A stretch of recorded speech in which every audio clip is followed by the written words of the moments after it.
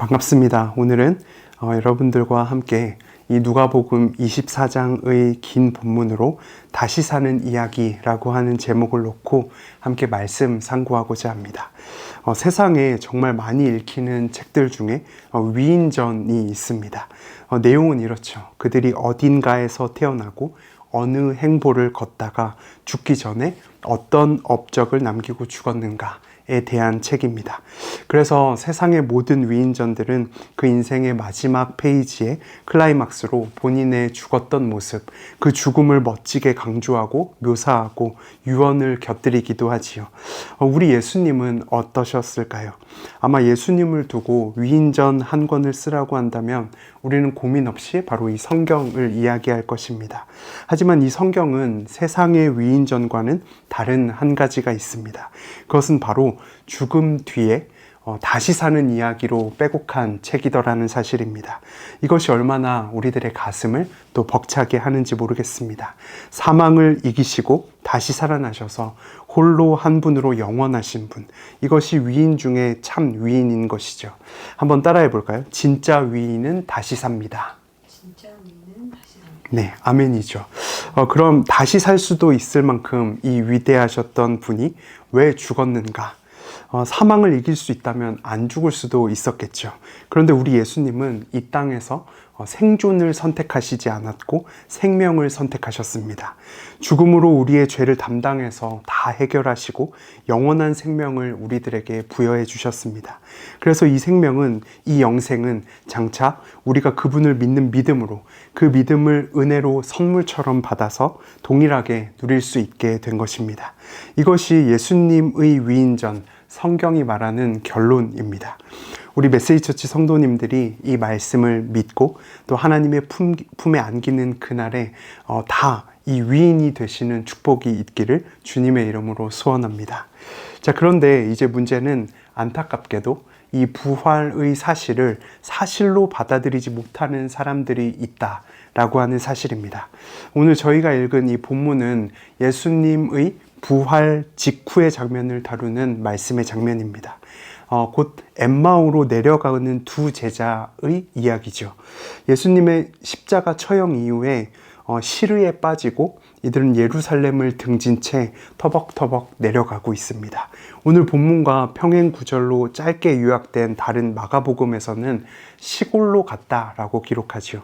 한번 같이 읽을까요? 시작. 그 후에 그들 중 두 사람이 걸어서 시골로 갈 때에. 왜 집으로 돌아가야 할까요? 왜 시골로, 왜 고향으로 돌아가고 있을까요? 그 이유가 누가복음 24장 21절에 잘 기록되어 있습니다. 한번 읽겠습니다. 시작. 우리는 이 사람이 이스라엘을 속량할 자라고 바랐노라. 바랬지만 과거형입니다. 하지만 이제는 바랄 수가 없게 된 것입니다. 예수님을 고작 정치적 메시아 정도로만 생각했기 때문입니다. 이 예수님의 죽음의 영광이 곧 나의 영광과 나의 부로 이어질 것을 기대했던 것 같습니다. 예수님이 살아계실 때는 이 두 제자는 아마도 승승장구했던 것 같습니다. 살아계신 그 주님의 능력과 그 기적이 매일매일 내 앞에 펼쳐지고 또 소식으로 들려졌기 때문입니다. 하지만 십자가의 처형은 일어나고야 말았습니다. 저희가 때로 언제 무너지는가?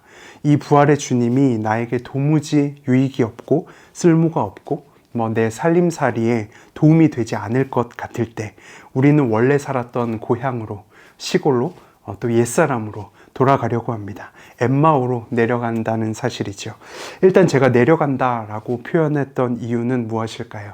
실제로 이들이 향하는 지명을 바탕으로 이 등고선의 지도를 보면 예루살렘 지대가 해발 700m에 있고 동쪽으로는 해발 830m의 위치에 있습니다.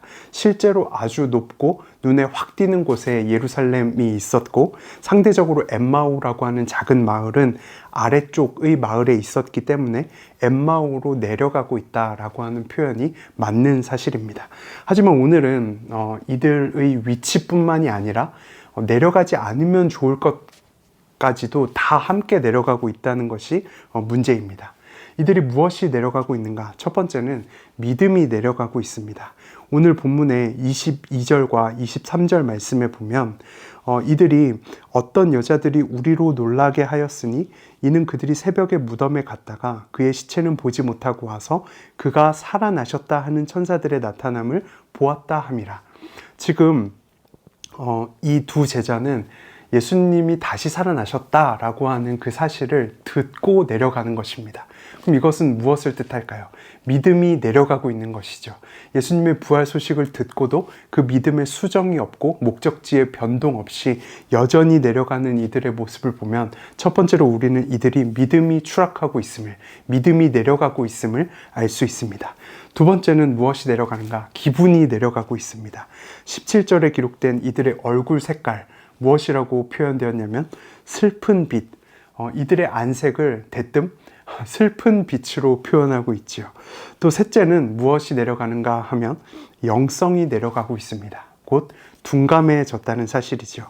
16절 말씀의 표현으로 보면 그들의 눈이 가리어져서 그인 줄 알아보지 못하거늘, 이렇게 기록합니다. 우리 신앙생활에도 이런 순간이 온다는 것은 부인할 수 없는 사실입니다. 굴곡이 있는 신앙생활이라고 할까요? 다른 말로 기복이라고 표현할 수도 있겠습니다. 저희들에게 다 이 기복이 있습니다. 그래서 아침과 저녁이 다르듯이 또 겨울과 봄이 다르듯이 화장실 들어갈 때와 언제가 다르나요? 나올 때가 다르듯이 사람이라면 누구나 고공행진만 있지 않습니다. 혹시 오늘 이 자리에 계신 또 이 말씀을 듣고 계신 여러분들 중에도 예루살렘을 등지고 엠마오로 터벅터벅 내려가시는 분들이 있습니까? 오늘 심지어 부활주일인데도 불구하고 나의 철옹성 같던 믿음은 온데간데 없고 여러분들의 기분이, 인색이, 안색이 여전히 슬픈 빛이며 나의 영성이 둔감해져서 예수도 알아보지 못하고 바닥을 치고 추락하고 있다면 오늘 다름 아닌 이 누가복음 24장의 본문을 꽉 붙잡으시라 요청드리고 싶습니다. 왜냐하면 이 기복이 가득한 이런 나도 주목하시고 우리들의 삶에 다시 사는 이야기를 들려주시기 위해서 찾아와서 그 눈을 밝혀주시고야만은 하나님의 이야기가 기록된 장면이 있기 때문입니다. 그래서 예수님은 부활하시고 제일 먼저 사랑했던 제자들을 찾아가지 않으셨습니다. 혹은 자기들을 핍박했던 그 이들에게 복수하러 간 것도 아닙니다. 제자들에게 간 것도 아니고 복수하러 간 것도 아니었습니다. 가장 먼저 간 자들은 바로 내리막길로 내려가던 자들에게 찾아가셨습니다. 엠마오로 가던 두 제자에게 가셨고 또 도마라는 사람이 있죠. 부활의 기쁨이 없던 그 사람에게 별도로 시간을 내서 또 따로 찾아가 주셨습니다. 그리고 디베라 바닷가에서 어부들이 있었죠. 이제 내가 어떻게 살아야 하나. 그 시르에 빠진 자들에게 예수님께서 또 한 번 더 찾아가셨습니다. 그러므로 가장 아파한 사람들에게, 고뇌와 슬픔이 가득한 곳에 부활의 주님이 가장 먼저 찾아가셨다는 사실입니다. 이 사실을 통해서 여러분들이 한 가지를 기억하십시오. 우리가 인생의 내리막길로 내려가고 있노라면 보통 대개 우리 주님은 저희들의 곁에 와 계시는 분입니다. 우리가 몰라 볼 뿐이죠. 예수님은 우리들에게 여러 모양으로 다가오십니다. 내가 알 수 없는 방식으로, 내가 상상도 할 수 없는 모습으로 예수님의 사랑은 저희들 곁에 도사리고 있는 것이죠. 마가복음 16장 12절 말씀을 한번 같이 읽겠습니다. 시작. 그 후에 그들 중 두 사람이 걸어서 시골로 갈 때에 예수께서 다른 모양으로 그들에게 나타나셨다. 문제는 예수님이 이 다른 모양을 저희들이 못 알아보는 것이 문제입니다. 모양이 다르게 오셨다라는 사실은 그 속의 내용물은 똑같다라는 사실입니다. 그래서 어떤 사람들은 모든 일상의 장면과 순간을 하나님의 섭리로 해석할 줄 아는 능력이 있는 사람들이 있습니다. 누구를 만나도, 누구와 대화해도, 어떤 말을 들어도 그 모양은 다르지만 하나님께서 이 장면을 연출하고 계신다라고 해석을 할 줄 아는 사람들이 있죠. 그런데 눈이 가려진 사람들은 여전히 추락하고 끝없이 내리막길로 내려만 가더라는 겁니다. 혹시 여러분들의 주변에, 내 주변에 믿음이 떨어져가는 한 사람이 누구일까? 이 시간 생각나는 사람이 있다면 그 사람에게 여러분들이 다른 모양의 작은 예수가 되어주셔서 그 사람을 좀 다독여 주십시오. 그 사람에게 좀 사랑을 주십시오. 그분 곁에 조용히 그냥 묵묵히 동행하는 것을 선택해 주십시오. 오늘 말씀에 부활하신 주님은 기꺼이 그들에게 찾아가셔서 코칭하셨고 또 회복을 선사하고 있습니다. 우리 메시지처치 성도님들이 오늘 이 말씀 속에서 이 예수님의 모습을 통해서 다시 사는 이야기가 들려질 때 우리들 안에 모든 절망하고 또 추락하는 모든 것들이 끌어올려지는 축복이 있기를 주님의 이름으로 소원합니다. 본격적으로 새로운 국면으로 들어가면서 다시 사는 이야기를 시작해야겠죠. 우선 16절의 표현을 주목하십시오. 그들의 눈이 가리어져서 이렇게 기록합니다. 그런데 후에 31절로 가면 그들의 눈이 밝아졌다라고 기록하죠. 이 드라마틱한 변화가 어디서 왔을까요? 이 두 대조를 저희들은 주목해야 합니다. 오늘 본문에서 다시 사는 이야기라고 하는 것은 보이지 않던 것이 보이고 믿기지 않던 것이 믿기고 풀리지 않던 것이 풀리는 것에 있습니다. 이들이 무엇으로 어떻게 회복을 맛보고 또 어떻게 해피엔딩을 맞이하고 있는가, 이 시간을 통해서 한 3가지 정도로 여러분들과 말씀 상고하고 싶습니다. 첫 번째 해피엔딩은 말씀을 듣는 것에서부터 찾아왔습니다. 오늘 본문의 27절과 32절을 저희가 연속으로 연이어서 읽어보도록 하겠습니다. 시작. 이에 모세와 모든 선지자들의 글로 시작하여 모든 성경에 쓴 바 자기에 관한 것을 자세히 설명하시니라. 그들이 서로 말하되 길에서 우리에게 말씀하시고 우리에게 성경을 풀어주실 때에 우리 속에서 마음이 뜨겁지 아니하더냐 하고, 여기서 32절에 뜨겁지 아니하더냐, 영어 성경으로 보면 버닝입니다. 활활 불에 타는 말씀의 힘이 이들 가운데 찾아간 것이죠. 주님이 나에게 오셔서 다른 말 하지 않았습니다. 야, 내 손을 봐, 나를 봐, 내 옆구리에 손을 넣어봐, 이런 말씀을 한 게 아니고 대뜸 갑자기 구약에 나타난 선지자들에 대한 이야기, 시편의 그 말씀, 이사야의 말씀, 그 성경 말씀을 풀어주실 때 우리들 안에 있는 슬럼프는 이제 찾아볼 수가 없고 심장의 재점화가 일어나는 장면입니다. 우리 예수님이 이 두 제자에게 오셔서 슬그머니 동행하시면서 오늘 다른 이야기를 하지 않습니다. 세상의 핫이슈나 어떤 대세를 논하고 있지 않죠. 세상이 말하는 꿀팁 같은 것을 공유하고 있지 않습니다. 길에서 만나서 오늘 이들 가운데 흐르는, 이들을 관통하고 있는 것은 다름 아닌 하나님의 성경 말씀이었고 성경을 먹이고 있는 것입니다. 말씀의 섭취가 곧 다시 살게 하는 것입니다. 아모스 8장 11절 말씀인데요. 한번 같이 읽도록 하겠습니다. 시작. 주 여호와의 말씀이니라. 보라, 날이 이를지라 내가 기근을 땅에 보내리니 양식이 없어 주림이 아니며 물이 없어 가람이 아니요 여호와의 말씀을 듣지 못한 기갈이라. 말씀이 우리 속에 주입되지 않으면 기갈은 오게 되어 있습니다. 탈진도 오게 되어 있습니다. 오늘 메마른 이 제자들의 마음의 기갈은 성경의 이야기로 금세 불이 붙어버렸습니다. 여러분들은 어떤 대화를 하면서 불이 붙습니까? 여러분들이 모이는 그 곳곳에 작은 소그룹들, 그런 작은 모임에서 이 하나님의 말씀이 넘쳐나시기를 주님의 이름으로 소원합니다. 세상이 돌아가는 이야기, 허탄한 이야기, 사사로운 이야기들, 그 검색어 순위 1위, 그런 이야기에만 부글부글 마음이 들끓지 마십시오. 신자라면 신자들이 마땅히 할 수 있는 언어의 생활을 가져야 합니다. 그 공동체에서만 나올 수 있는, 그래서 그 공동체에서만 나누고 들을 수 있는 이야기들이 마땅히 나와야 하는 것입니다. 다시 말해서 우리들 가운데 하나님의 말씀이 공유되면 다시금 뜨거움이 나타날 수 있습니다. 사사로운 이야기들, 친구들의 수다, 이런 것들을 통해서도 우리들의 육체가 잠시 만족할 때가 있는 것은 사실입니다. 하지만 육체가 아닌 영적인 불이 붙기 위해서는 하나님의 말씀으로 점화돼야 할 것입니다. 예레미야 23장 29절 말씀을 보십시오. 여호와의 말씀이니라 내 말이 불 같지 아니하냐 바위를 쳐서 부스러뜨리는 방망이 같지 아니하냐. 말씀은 이 말씀을 통해 보면 불이라고 기록하고 있죠.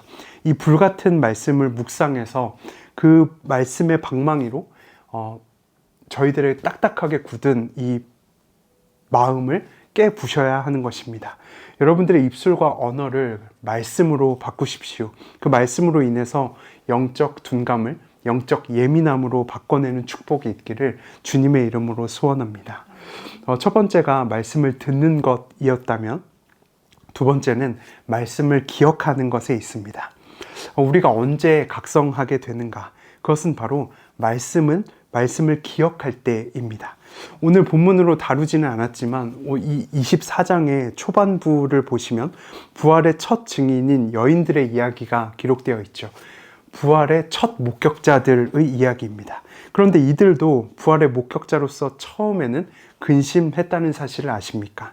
누가복음 24장 3절과 4절을 함께 읽겠습니다. 시작. 들어가니 주 예수의 시체가 보이지 아니하더라. 이로 인하여 근심할 때에 문득 찬란한 옷을 입은 두 사람이 곁에 섰는지라. 아멘. 빈 무덤을 보고 근심할 때에 라고 기록하고 있죠.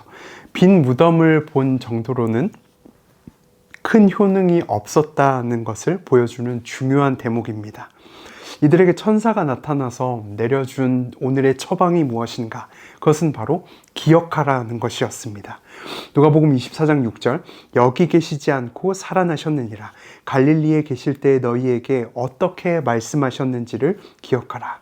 여인들의 지금 이 근심이 해결되기 위해서는 지금 무조건 바로 기억해내야만 하는 것이 있었습니다. 그것이 무엇인가? 바로 어떻게 말씀하셨던 것인지를 기억해내는 것입니다. 곧 구약의 선지자들이 입에 닳도록 반복했던 그 부활의 언질들, 그것을 제발 이 시간 기억해내달라는 요청입니다. 이 여인들은 기억해냈을까요? 누가복음 24장 8절에는 그들이 예수의 말씀을 기억하고 라고 기록하고 있습니다. 여인들은 기억을 해냈습니다. 기억한 후에 무덤에서 돌아갔고 이전의 삶을 살지 않았죠. 다 돌아가서 이 모든 부활의 사실을 알렸다라고 성경은 기록하고 있습니다. 그러므로 24장에서 굉장히 중요한 키워드는 무엇인가? 바로 기억이라고 하는 것입니다. 그런데 이 24장에 기억이라고 하는 단어가 사실 더 숨겨져 있습니다. 그것은 바로 1절과 2절 말씀인데요. 우리 한번 같이 읽도록 하겠습니다. 시작. 안식 후 첫날 새벽에 이 여자들이 그 준비한 향품을 가지고 무덤에 가서 돌이 무덤에서 굴러 옮겨진 것을 보고. 여기서 지금 기억이라고 하는 단어를 두 번이 나오고 있는데 혹시 찾으셨습니까? 바로 무덤이라고 하는 단어입니다. 헬라어에서 무덤이라고 하는 표현은 무네마라고 하는 표현인데 사실 성경 원어에 무덤이라는 말은 없습니다. 기억하던 곳입니다. 그래서 여인들은 그 무섭고 깜깜하던 미명의 새벽에, 곧 주일 새벽이죠. 주일 새벽에 손에 향품을 들고 자신들이 기억하던 무덤으로 갔습니다. 왜냐하면 이 안식일 전에 시간이 별로 없어서 향품을 제대로 예수님께 바르지 못했다라고 하는 그 마음의 불편함이 이들에게 자리 잡고 있었기 때문입니다. 그 마음의 불편함이 무엇으로 나타났는가? 바로 열정으로 이어졌습니다. 새벽에 무덤으로 달려가는 엄청난 열정으로 이어졌죠. 분명히 선한 의도였고 열심의 특심을 냈지만 무덤을 기억하는 것만으로는 이들의 근심이 해결되지 않고 있습니다. 결론적으로 이들을 지배한 것은 빈 무덤을 보고 난 후 찾아오는 가득한 근심뿐이었다는 사실입니다. 하지만 내가 기억하던 이 장소를 넘어서 성경을 기억하는 축복이 있을 때, 곧 성경에서 어떻게 말씀하셨는지를 기억하는 축복이 있을 때 이들은 당장 그날로 변화된 것입니다. 여러분들의 생각과 기억은 온통 무엇으로 가득 차 있습니까? 지금 대체 이 말씀을 들으면서 무슨 생각을 하고 계십니까? 이 말씀을 빌려서 골똘히 여러분들의 속 사정을 돌아보시는 시간이 있기를 주님의 이름으로 소원합니다. 무덤은 겉으로 볼 때는 절망의 장소입니다. 다시는 그 사람과 인사할 수 없는 곳이죠. 하지만 하나님 편에서의 무덤은 끝이 아니라 부활의 장소였습니다. 그곳은 다시 시작할 수 있는 장소였습니다. 진짜 무덤은 무엇일까요? 하나님의 말씀을 잊어버린 곳이 진짜 무덤입니다. 하나님을 기억하지 못하는 것이 진짜 무덤이라는 사실입니다. 말씀만 기억하면 그 무덤에서도 생명의 싹은 움틔우게 되어 있습니다. 그래서 여러분들의 머리에 그리고 가슴에 심장에 그 생명의 말씀이 기억되는 축복이 있기를 주님의 이름으로 소원합니다. 세 번째, 이들이 어떻게 해피엔딩을 보고 있는가? 그것은 바로 손님이 아닌 주님으로 모시어드릴 때 회복됐습니다. 오늘 본문으로 다시 뒷부분으로 돌아와서 눈이 가리워졌다가 눈이 밝아지는 장면은 사실 바로 이 집 안에서 판가름이 났습니다. 무엇일까요? 그것은 바로 이 손님의 어떤 한 행동 때문이었습니다. 이 손님이 대체 집에 와서 어떤 행동을 하고 있는가를 저희들이 주목해야 한다는 것이죠. 말씀으로 확인합니다. 30절 말씀 읽겠습니다. 시작. 그들과 함께 음식 잡수실 때에 떡을 가지사 축사하시고 떼어 그들에게 주시니.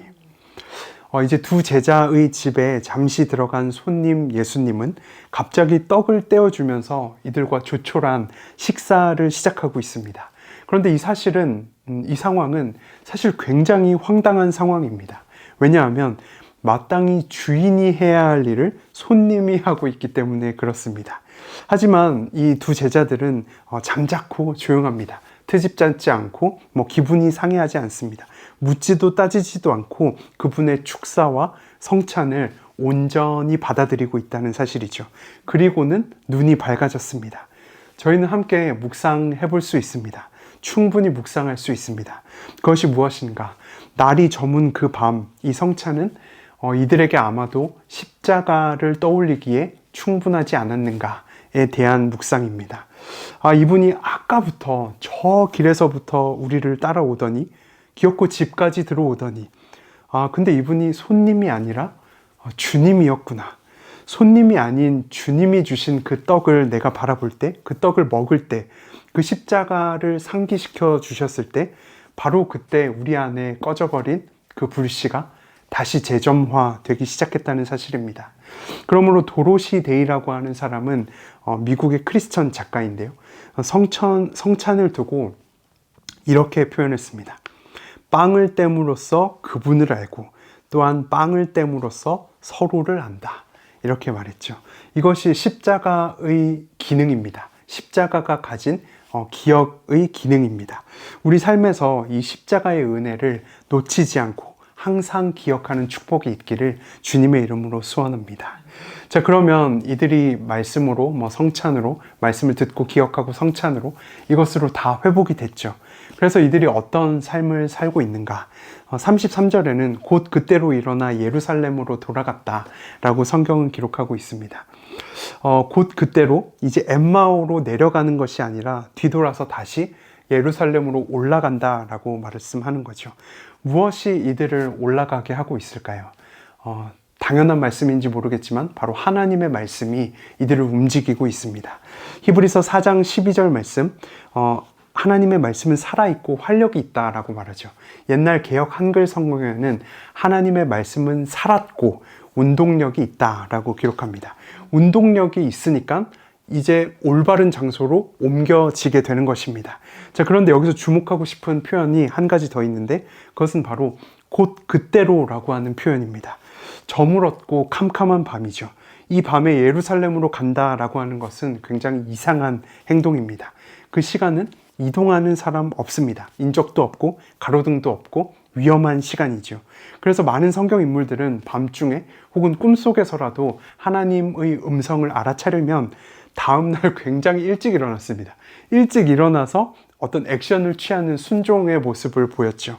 아브라함이 일찍 일어나서 나귀의 안장을 지우고 아들 이삭을 데리고 모리아산으로 올라갔습니다. 모세도 일찍이 일어나서 두 돌판을 들고 시내산으로 올라갔습니다. 그런데 이 두 제자는 잠을 자지 않기로 결정한 것 같습니다. 모두가 자고 싶고 모두가 쉬고 싶은 바로 그때 눈이 밝아진 이후에 감격을 주체할 수 없고 바로 그때로 예루살렘으로 올라가 버리는 것입니다. 왜 그랬을까요? 그것이 아까 읽었던 32절의 버닝, 그 뜨거운 말씀의 감동 때문에 그렇습니다. 믿음이 회복되고 감정이 회복되고 기분이 회복되고 영성이 회복되어서 눈이 열리고 났으니 이 둘은 더 이상 엠마오에 있을 수 없는 사람이 되어버렸습니다. 눈이 열리면 꼭두 새벽도 상관없습니다. 한밤중도 상관없고 25리 그 거리도 상관없습니다. 오르막길인 것도 상관없습니다. 사도행전 4장 20절 이렇게 기록하지요. 우리는 보고 들은 것을 말하지 아니할 수 없다라고 기록합니다. 이런 전파의 마음, 이것이 알려져야 된다라고 하는 이 거룩한 부담감이 이들의 마음판에 지금 새겨진 것입니다. 누가는 이제 이 누가복음이라고 하는 책을 닫으면서 이 말미에서 다시 한 번 더 이 본문의 마지막 부분에 가서 이 전파의 강조를 다시 한 번 더 새기고 있습니다. 누가복음 24장 46절로 47절 우리 함께 읽겠습니다. 시작. 고난을 받고 제3일에 죽은 자 가운데서 살아날 것과 또 그의 이름으로 죄사함을 받게 하는 회개가 예루살렘에서 시작하여 모든 족속에게 전파될 것이 기록되었으니. 네, 46절은 죽은 자가 사는 이야기죠. 죽은 자가 살아날 것과 라고 하는 여기까지는 누가복음의 엑기스입니다. 그런데 47절은 이 복음이 전파해야 된다는 내용이죠. 곧 누가가 쓴 다음 책 사도행전에 대한 이야기입니다. 그러므로 누가는 지금 성령으로 감동되어서 본인이 쓴 책과 쓸 책을 단 2절에 요약하고 있죠. 그러면서 우리들에게 굉장한 숙제를 주고 있습니다. 그 숙제가 무엇인가? 이 46절까지의 부활 사건을 기억하고 기념만 하지 말고 47절에 부활의 주님을 전하는 사도행전의 삶을 살아내라 라고 하는 강력한 요청이자 숙제입니다. 여러분, 엠마오에 머무르지 마십시오. 주님을 만났다면 저희들은 사도행전의 삶을 살고 사도행전의 정신과 운동력을 가지고 예루살렘으로 달려 올라가야 하는 것입니다. 여러분들 모두가 다시 사는 이 이야기의 주인공이 되어서 누가복음을 넘어 사도행전의 삶을 살아내는 축복이 있기를 주님의 이름으로 소원합니다. 말씀을 정리하도록 하겠습니다. 지난 주일 지우 목사님이 대뜸 종려주일 사행시로 말씀의 포문을 열었더라고요. 또 제가 질 수 없지 않겠습니까? 부활절로 삼행시를 해보겠습니다. 운을 띄워주십시오. 부서지고 추락하는 우리들의 믿음은 활화산 같은 주님의 말씀만 있으면 절망이 소망이 되어 다시 살아납니다. 다시 사신 참 위인 되시는 주님은 우리들에게 말씀을 주십니다. 그래서 다시 살게 하십니다. 다시 사는 이야기는 굉장히 특별한 사람들이 쓸 수 있는 이야기가 아닙니다. 내리막길로 가는 모두에게 오시는 분이라는 사실을 기억하십시오. 성경에도 정말 많은 사람들이 도상 위에서, 그러니까 길 위에서 예수 그리스도를 만나고 변화되었습니다. 모세는 하나님을 만날 때 이 장인의 양을 치다가 시내산 위에서 만났습니다. 바울은 다메섹 도상 위에서 그 큰 빛과 음성으로 오신 예수님을 만났죠. 야곱은 루스로 가는 길, 베델로 가는 그 길을 걷다가 꿈속에서 하나님을 만났습니다. 베드로는 어부였기 때문에 물고기를 잡다가 예수 그리스도를 만났죠. 엘리사는 농부였기 때문에 밭에서 농사를 짓다가 엘리야의 부름을 받습니다. 마태는 어땠을까요? 마태는 세리였기 때문에 세금 거두는 일을 하다가 예수님을 만나게 되죠. 이들이 다 예수님을 만나고 인생에 다시 사는 이야기를 써내려 갔습니다. 곧 하나님 편에서 위인은 우리 모두가 될 수 있다라고 하는 사실입니다. 우리도 그분을 믿음으로 하나님의 품에 안기는 영생이 약속되어 있기 때문에 그렇습니다. 그래서 믿는 자에게 무덤은 끝나는 자리가 아니고 시작의 자리, 위대한 자리인 것입니다. 우리는 그곳에서 인생의 다음 순서를 맞이하게 될 것입니다. 어느 목사님의 간증을 제가 들었는데 잠시 소개하겠습니다. 어떤 목사님이 이제 본인의 교회 성도님이 시한부 선고를 받은 어떤 분이 찾아와서 목사님께 이렇게 부탁했다고 합니다. 제가 죽으면 저의 한 손에 포크를 들려주십시오 라고 부탁을 했다고 합니다. 그래서 목사님이 왜 포크입니까? 라고 이야기했더니 저는 식당에 가면 가장 기분 좋을 때가 이제 메인 디쉬를 접시를 치우면서 후식이 나오니 포크는 들고 계십시오 라고 하는 그 말이 가장 기분이 좋았다는 거예요. 그래서 포크를 들고 있으라는 것은 끝을 이야기하는 것이 아니라 더 달콤한 후식이 기다리고 있다는 거죠. 그래서 그 이야기를 장례식장에서 꼭 해주시고 행여나 이유를 묻는 자들에게 이렇게 말해달라고 부탁했다고 합니다. 한번 읽을까요? 시작. 전 여기서 끝난 게 아니고 더 좋은 순서가 남아 있습니다. 저는 그것을 기다리고 있습니다. 네, 오늘 여러분들과 나눈 여러 가지 회복의 말씀들, 부활의 주님을 만난 이 말씀들이 여러분들을 위로하고 또 다시 살리는 축복이 있기를 이 말씀 빌려 주님의 이름으로 축원합니다.